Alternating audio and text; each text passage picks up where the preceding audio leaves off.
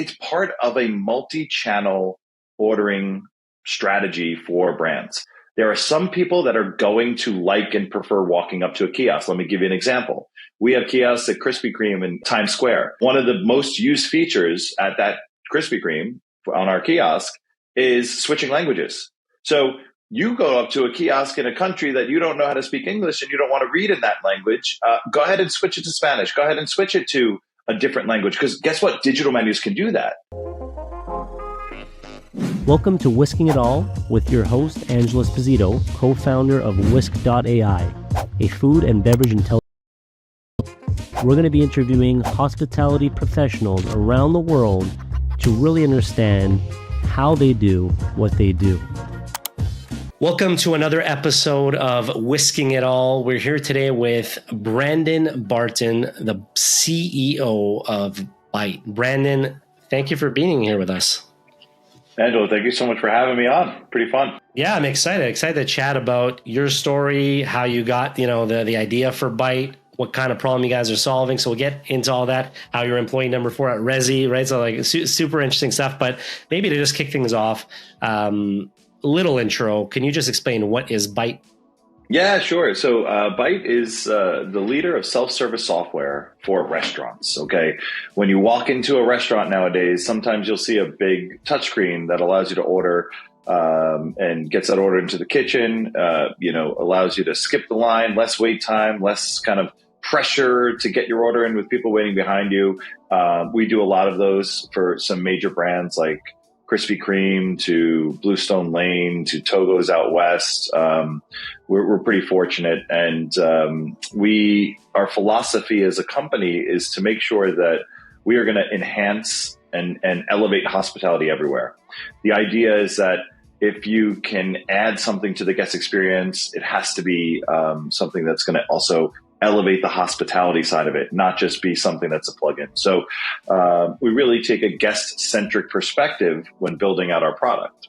Love that. And we'll definitely get deeper into it. I want to know the details on Byte and get some examples and wins you guys have seen and all that good stuff. But I always that's fun. It's boring. Let's get into the other stuff. Yeah. No, that'll be good. But I always like to understand how people got to where they were, right? So it's always interesting to understand people's backgrounds and what motivated them. So yeah, for sure. Your background's super interesting. Like I said, I know you were the 4th employee at Resy. I know you were, experience at Union Hospitality, a Union Square Hospitality Group, and Patina Group, et cetera, et cetera. So maybe just hearing it from you, I'd love to understand, what got you into the hospitality space in general, and then get from there where the idea behind Byte first kind of was born.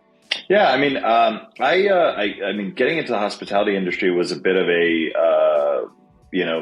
perhaps a happy accident. I mean, I grew up humbly, from humble means in Brooklyn. And as a kid, I wanted to make money, and that, when you're young, you do that by hustling, shoveling snow in the winter, and selling Christmas trees and doing all the stuff. Okay. All the stuff that we did to just make a little extra scratch. And when you get of age, you can go and work as a busboy. So I worked as a busser at a restaurant called Skinflinch, which is still in Bay Ridge. It's incredible. It was the first time I was introduced to the idea that an English muffin could be the burger bun. So really great burgers. And I worked a busboy, waiter, barback, everything there. I was fortunate enough to go off to get into and go to Cornell. But I actually went as an engineer, and I was aware that the hospitality program existed, but I didn't think that was like my path. After about a half a semester of engineering, I ran to the hospitality program because engineering was very hard, and it wasn't coding; it was civil engineering. But I was out. That was not my path. But I was fortunate to land in the best hotel school in the entire world at Cornell. Long story short, after that, I got into operations, and then I just understood that the scalability of my own world was limited in operations. And you're always focused on what's going on within the 4 walls of the restaurant. And the truth of the matter is I wanted my scope to be bigger than that. And so one fateful day, the CEO of Avero had lunch at Tabla we started talking, and I had an interview a week later and a job a week after that, and was going to work for some company dealing with tech stuff, and I didn't know if I liked it. I spent 8 years there, and then that got I learned everything about restaurant technology and SaaS starting there. That's amazing. And then I know from there, I know that's really, really cool. Cause I know Avera on the sales analytics side are quite big, to put it lightly. But from there, I know you were also at Resy, but what's interesting is, it's one thing working at a company, but being such an early employee, I think if I'm not misquoting you, employee number 4, and, Resy was obviously got pretty big and got acquired by, who was it again? Was it American Express? American Express. Yeah. But so I'd love to understand what that looked like. Cause, going to a company that has that foundation versus, wearing many hats, like what did that look like? Yeah. I mean, I'm super grateful to the team at Resy for giving me a shot to run sales and operation for the 3.5 years that I was there. I started, there was 3 engineers, 2 founders, and myself. Wow. And Gary Vee was around too, as a founder. It was a fun time, and it was great because I had taken a lot of what I had learned at Avero and been able to piece together the strategy of what needed to happen at Resy. And so it was definitely trying it for the first time as being that level of a leader, but yet having a lot of confidence in what we were doing. We could talk for hours about all the trials, tribulations, turns that we made there to make it work. But if you remember, the biggest thing was clearly we were going up against OpenTable, right, which at the time had recently been purchased for, I believe, $2.6 billion by, I guess, Expedia or whoever owns them now. It's slipping my mind. I'm forgetting. I'm slipping my mind at the moment. But at the same time, so they were just OpenTable was just purchased. At the same time, there was a crop of Priceline. Sorry, there you go. Expedia being their competition. By Priceline, yes. And at the same time, there was a Reserve and Table 8. I think it was the name of one, and I Know the Chef and a bunch of other competitors in this pay for access space type of thing. Right. So it was just like hyper competition at all times. And the one thing I'll say about Resy just one anecdote, and we could go into more if you want, but first 15 months of Resy, I made a phone call to every restaurant that got reservations from Resy to ensure that the guests were in the proper book with the proper name and everything. So every single day starting at 4:00 Eastern, thereabouts, to, I don't know, let's just say 8:00 Eastern, because that was when the West Coast folks would have gotten their information about who was coming. I was just offline. Did not matter what was going on. I could be, with my parents. I could be with my girlfriend at the time, who turned into my wife. Didn't matter. It was 4:00 hits. I'm going into a hole somewhere, and I'm calling 150 restaurants. At the time, were you calling because the idea was to make sure the reservations that were made through the platform were actually on the books of the restaurant? There's the handoff. We were not at the beginning of the of Resy. We were not the reservation book of record, right? Everyone still had OpenTable, and we were offering 2 to 3 great guests that would come that night, and great parties, I should say, right? And so you got to make sure that it's in the book. So when the guest walks up and they say, "Hey, it's Angelo. I'm here for my party of 4," and they're like, "Who are you? I booked this on Resy. What's Resy?" I mean, that happened. That had happened, right? And so, and kind of, if you want to just tie the thread, you work for Union Square Hospitality Group. The reality is that all you do is care about guests. You care about your team and you care about guests, and that doesn't go away. And so bring that over to Resy, and it's like, wait a minute, there's somebody who could show up tonight who doesn't have a reservation, is going to be embarrassed in front of the date that they're on or the business dinner that they're on. They entrusted us with that information to try to get that reservation for them, and they're going to show up and not have it. No way. No, I'll call 500 restaurants for, 7 days a week. That's no crazy. problem. That's crazy. Yeah. And then so let me ask you this. So I'm sure obviously you learned a lot. I can only imagine the startup environment. Obviously, Whisk, I started myself, so I can only imagine how much you've learned over the years. What was the kind of catalyst to then start, Bite? Like, what was the idea behind? What was the problem you saw that you're like, I want to solve this? Yeah. And so it's funny because you're saying certain words and I'm going to twist them a little bit. Yeah, please. I joined Bite. I joined Bite. Okay. So Bite was founded by two incredible folks, Stas and Jeff. They're both co-founders of the company, in the company still, work alongside me to make everything happen. And they had initially started the company as like an iPad menu, iPad wine list type of company. Okay. They were in the midst of a pivot to self-service kiosks, to kiosk ordering on an iPad, right? If you can recall, this is around the time where Shake Shack had just opened up Astor Place, the Astor Place Shake Shack, and they in this Astor Place Shake Shack they had 8 kiosks or something like that. And it was like every order went through the kiosk. Also, by the way, probably 10 years prior to that, McDonald's had already had kiosks up and running and in some of their stores. And this is, so I said to myself, if McDonald's needs this technology and Shake Shack needs this technology, and they both built it themselves, they both went ahead and built this in-house, I said, this is going to be important. I confirmed that with the Shake Shack team, obviously having the relationship with them from Union Square, the Union Square days. I confirmed that was an important thing for them. And so I sat down with these two founders who said, we want to hire you as a sales consultant. And about 15 minutes into the conversation, I was like, number one, you want me as a consultant 60 hours a week. That doesn't make any sense. Like this is a full-time job. Okay. Yeah. Number two, I'm all in.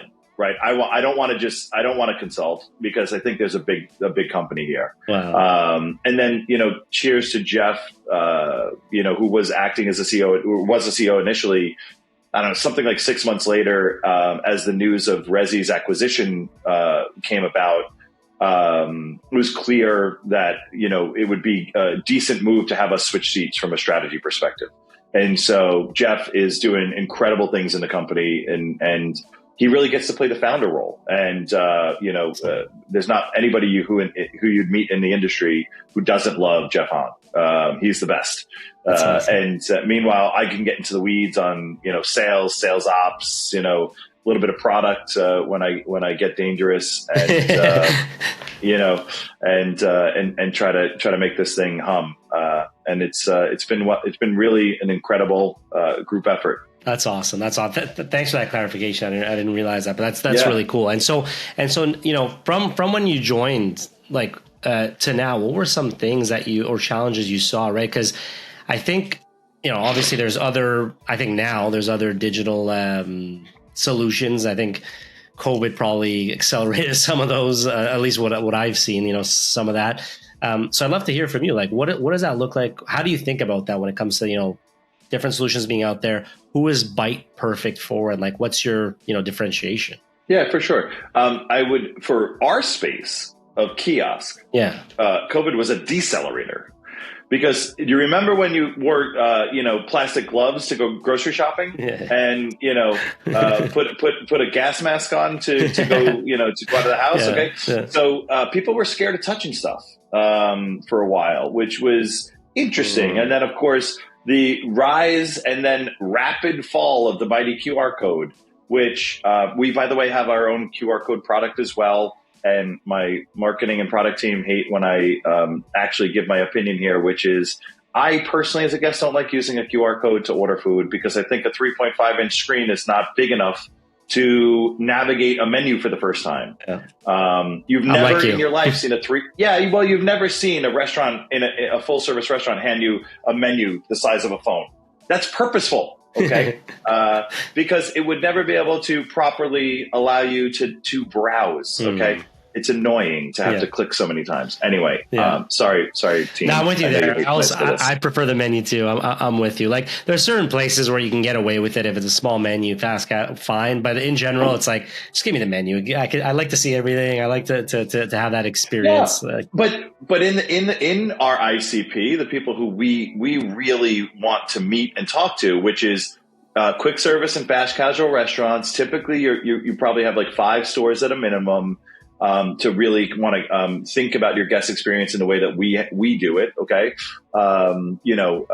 So 5 stores to 5,000, okay? So it's a pretty wide swath. Right. But if you're in those restaurants, you don't get a menu. You don't get handed a menu. So what's the best next step? You have a beautiful 22-inch, 32-inch screen that you can walk up to and order. And the reality is that it is now being seen, and there's all sorts of surveys and stuff that are saying that guests prefer this experience.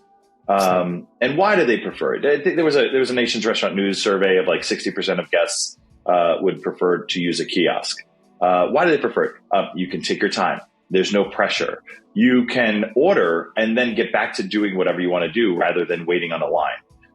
From a cost perspective, you can have many kiosks where you might only have the ability to have 2 cashiers open or 3 cashiers open or 1 cashier open, even worse.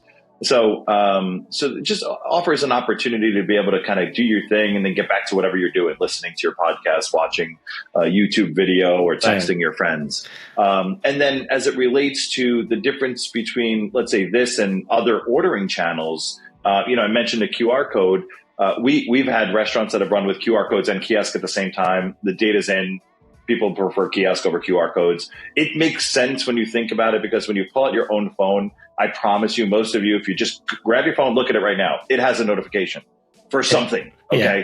And so that's just a distraction. It's just in the way of, oh my God, I forgot to check in on this person. Oh, let me check this text message. What's this snap about? And what happened in this news flash from Apple? Okay. Oh man, I forgot I was supposed to be ordering. Right. And so, it's efficient rather than walking up to something that has a single purpose to do that.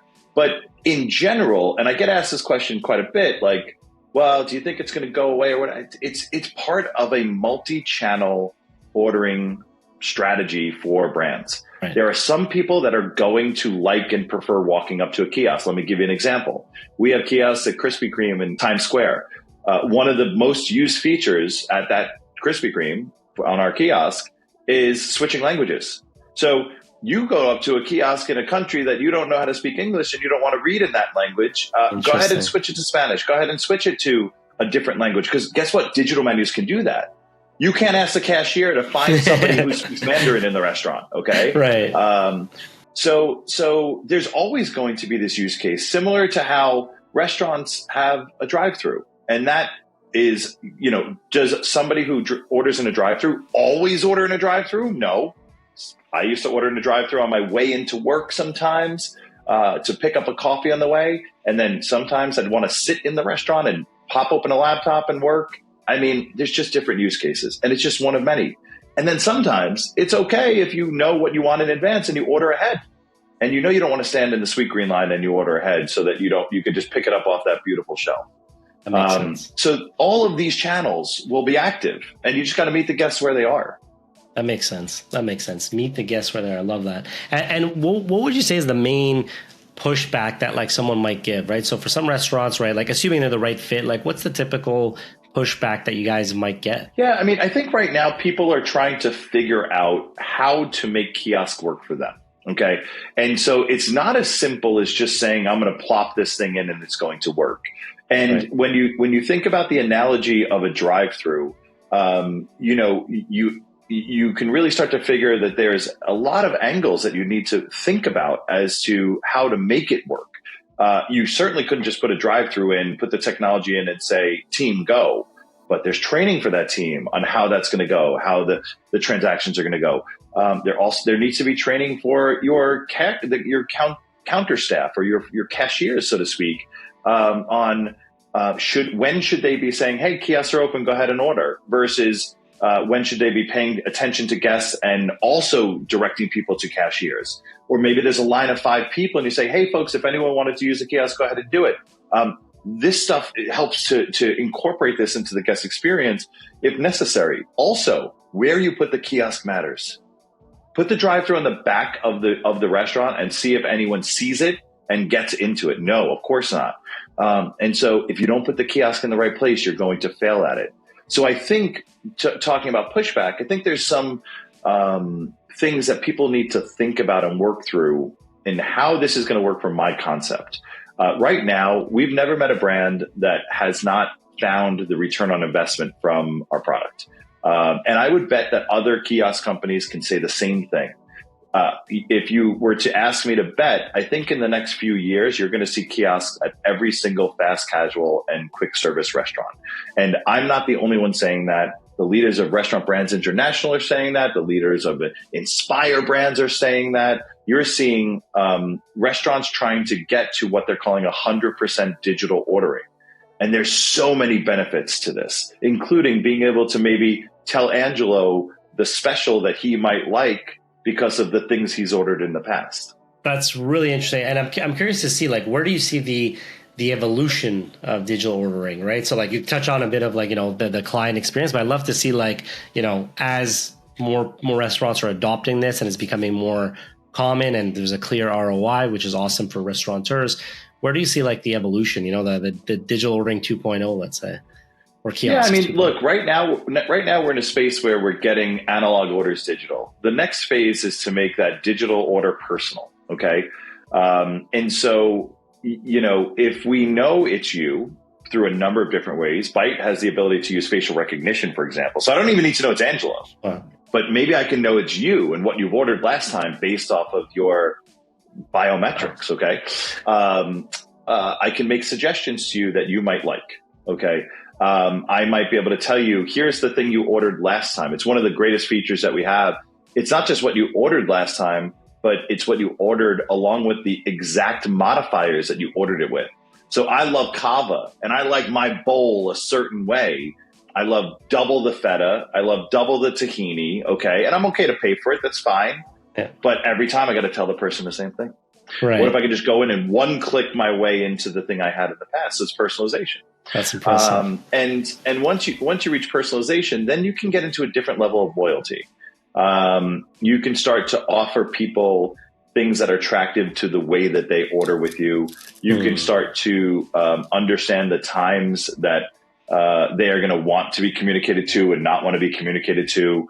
If we ever crack the world of like crypto and NFT, loyalty, all this other stuff that kind of is fun and interesting, the only real way to do that is to receive that as a restaurant, I should say, is going to be through a digital channel. You're going to need to tell the machine that I have this NFT and therefore I get a extra ice cream, or whatever. Right. It's not going to be by telling an employee who's going to bring out a book of all the the NFTs that could be possible here and the different varieties and the gold versus the silver versus the platinum versus the That's funny. And let me ask you this, any because I love the idea of like being able to know exactly what I ordered and it doesn't matter who I am. So it's not necessarily like my personal info of Angelo's age but just like it knows it's me. Any pushback on that side on the facial recognition?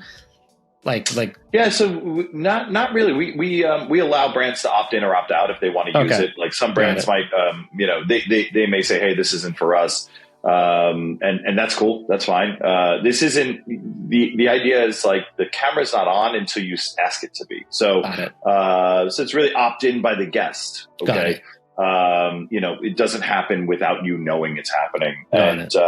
I think what's fun about it is, biometrics are back on the upswing. I see this in airports now where it's not just Clear, which is the one we all know, but Delta has this like face scanning software on your boarding. I've seen it. I don't even know what it does, but it tells you who you are. Same here. And that's cool. And it's not only Delta. I've seen a few other airlines do it too, and it's kind of unclear what it is, but yeah. Well, clearly in the entire environment, once you pass security, they have your picture and know who you are. Okay. So so what I'm just saying is it normalizes the idea that certain entities can have this and do good by it, and I'm going to get through the boarding line quicker. And so, is that something that we want? You want to opt into having a restaurant know this so that you can order your smoothie the exact same way. The 5 days a week you get your smoothie right after your workout. I would love to live in a world where the person behind the counter knows me and knows my order, like I'm a regular at a fine dining restaurant. But that just doesn't happen. I think that world, it doesn't exist, and I don't think it ever will. And I think that in a fine dining restaurant, it will. That's beautiful. That's why we had Resy. That's why we had Nos. That's why at Resy, we took all the guest information that was shared across restaurants, right? You could put a profile in and say who you are and tell every restaurant about it. We democratized the dining experience. In Bite, we're trying to personalize it and give you hospitality that was not achievable before. It's interesting. And for our listeners, right? Like we have a lot of restaurant operators listening in on this. And so what does the process just look like at a very high level? Someone might be listening to this and say, you know what, it's something I've been thinking about. It's been on my radar. This sounds interesting. How can they learn about Bite, and what's the typical customer journey look like? Yeah, I mean, obviously we have a website. Go to that. Reach out to us because everything's really specific. If you sat through the podcast this long, you heard me say how specific it can be, and I would hate for you to try it, not do it well, and then think Kiosk isn't for you, because I promise you, there's a way to execute on it well. And talk to our team. We're happy to be consultative in that. We're not a company that's some hard sell on what it is. And Resy was like this too. We were teaching people a new way to think about something, and that takes a little bit of trust. So we're more than happy to have kind of an open conversation about it. The other thing that you can do just perhaps if you're sitting there saying, is this the right thing for me? I invite you to go listen to some of the publicly traded restaurant companies' phone calls. Go listen to Shake Shack's earnings call and hear Katie Fogarty, CFO, talk about Kiosk is the most profitable channel that they have over the 400 units that they have. Recently, I forget who it was specifically, but was saying that Firehouse Subs wants to get Kiosk everywhere. Their fiduciary responsibility is to make money for their company. And to do so in a responsible way that they care about their guests. I promise you, they're not lying. I didn't pay them to shill. It works. You just got to figure it out, And you can always reach out to me as well. I'm on LinkedIn, and I pretty much answer everybody who would reach out there. So. I love that. And then I'm sure there's many, but like any kind of anecdotes or success stories you can share that come top of mind, like a client that implemented and maybe like a clear win they got. I don't know if I'll go into any specific client. You don't have to say their name, just more like a win. Yeah, for sure. There's one client who actually, while the pandemic was devastating to their, to the inside of their restaurant business, and they had the restaurant shut down, they said, what can we do to reimagine the in-store experience while this is happening? Let's use this as a opportunity. They were able to put Kiosk in, and when they reopened with a little bit less staff because, of course, the idea of how many people were coming back into stores was a question mark. So they had to be throttling on that. And they found that the kiosk orders were about 50 to 60% higher than a guest ordering at a cashier. And so this was a coffee and breakfast related spot. Okay. And what they found was that there was just a way higher attachment rate to all the food items. And so maybe they were just known for being a coffee spot, or maybe it was the idea that a beautiful avocado toast was visual, and you could see it and go, yeah, I actually want one of those right now. Right. I have time. That's just throwing an avocado on but I have time for that. And they had 50 to 60% increase in average check for those orders, through the kiosk. And so, I mean, it's just a no brainer, right? It's marketing and showing your menu, merchandising your menu in a totally different way. And maybe somebody purchases more in this digital environment than when you're talking to them. You can only really ask them, do you want fries with that once, right? Like you don't on a digital screen, you can have a bunch of other things there that are being quote unquote advertised and marketed while somebody's placing the order they want. Right. That makes a ton of sense. And I know another hot topic in the industry is like, the idea of like dynamic pricing because of some of these digital platforms, not only kiosks, but even just like online ordering and whatnot. Online, sure. Yeah. What's your thought when it comes to dynamic pricing in restaurants? I'm just curious to get your take. Yeah, sure. I mean, dynamic pricing is interesting. It's early days. It's unclear if it's very hard to be, let's say, one of these kind of like urban, coastal people and say this works for everybody. I've now country to the middle of Kentucky to Texas to Wyoming, talking to restaurateurs, and guests are different everywhere. And so, do I think that a guest in the middle of the country, or in a more rural area is ready for dynamic pricing? No, I don't think they are. Do I think that this could work in certain situations? For sure. And the thing about dynamic pricing that people misconstrue is dynamic pricing means up. It means down too, right? Yeah. It does mean kind of the discounting side of things, but I think right now it is in its infancy, and I'm keeping an eye on it. I have more preference to think about revenue management for restaurants. My buddy, Mike Lukianoff, who runs Extra-P 360, he's, to me, he's the smartest mind in restaurant data that there is. Okay. He just thinks about data for restaurants all day long. And he zooms out and says, this is about revenue management. It's not just about figuring out price dynamics, but menu dynamics. And so when you think about that, it's kind of interesting. What are you offering during shoulder periods versus during main periods? Can you offer a bigger menu? Can you, obviously there's like the midday discount for the pastries that are going to go bad. Okay, fine. That's dynamic pricing. But, there's brands that have experimented with a late night menu that doesn't exist until 10 p.m. or 11 p.m. This is how you think about revenue management. It's not just about, do I take this price up, down based off of demand? Right. That's interesting. So, yeah, it's a component, I think. That makes sense. And like from your point of view, like I'm curious on the digital kiosk side, like one thing that comes to mind is the idea of, menu engineering, and you kind of lightly touch on it, but menu engineering is super important, where to place things, images, but obviously on a printed menu, it's quite limited. So I'm just curious, like, can you touch on that? Like, how do you guys maybe think about menu engineering because you have that, flexibility of it being digital? Well, you nailed it. We think about it a lot. You nailed it because I can move any kiosks. I can move one kiosk's menu to have different items first and items second versus a different one in the same store. And are you guys measuring this and like giving that feedback loop to the restaurants? This is why ordering off of a kiosk is its own discipline. It's its own channel. It's its own. This isn't taking an app and putting it on a bigger screen and saying, great. And this is what everybody gets wrong. This is why I say to your audience, come have a conversation. Because if you just tried to do it the same way you did your app or did your online ordering, you failed before you started. And if you're not thinking about all the things that we know 5-6 years into it, then you're not giving yourself the best chance to make it work. We think about which kiosk is busiest in the restaurant.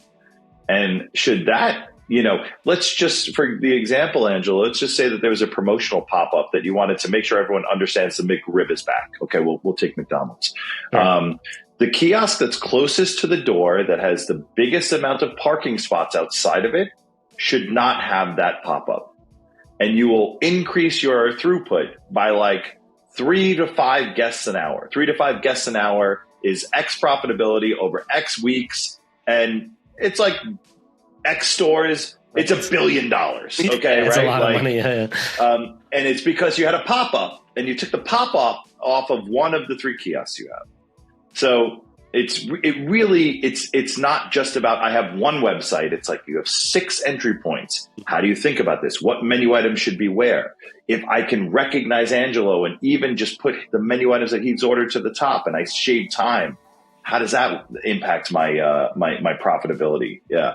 There's so much into it. Yeah. And super interesting. And for people listening, I just want to reiterate that point, because I think a lot of people really think of it exactly like that. It's like, I got my phone here, it's a bigger phone, and that's it. But I think you're starting to shed some light. And so for people that have that curiosity, I think like definitely book a time, see if it makes sense. But there's a lot more than just making this a massive phone. And then just kind of wrapping things up, I'd love to know what's next for you for Byte. Like, what's on the roadmap? If you can share, Byte, maybe some of the stuff is private, but yeah. Our goals in 2024 are to continue to be the best kiosk for guests. And so we'll go along that path. But in the industry in general, I think what's really interesting to look at is just all the automation. So Byte and Kiosk lives, if you will, in this kind of space of automating, parts of the experience in a restaurant. Right. I got a chance to check out Colonel in New York, which is Steve L's, founder of Chipotle's new concept, where he has maybe it's like 200 square foot robot that is cooking food, cleaning dishes, type of stuff. It's not cleaning. I guess getting them into the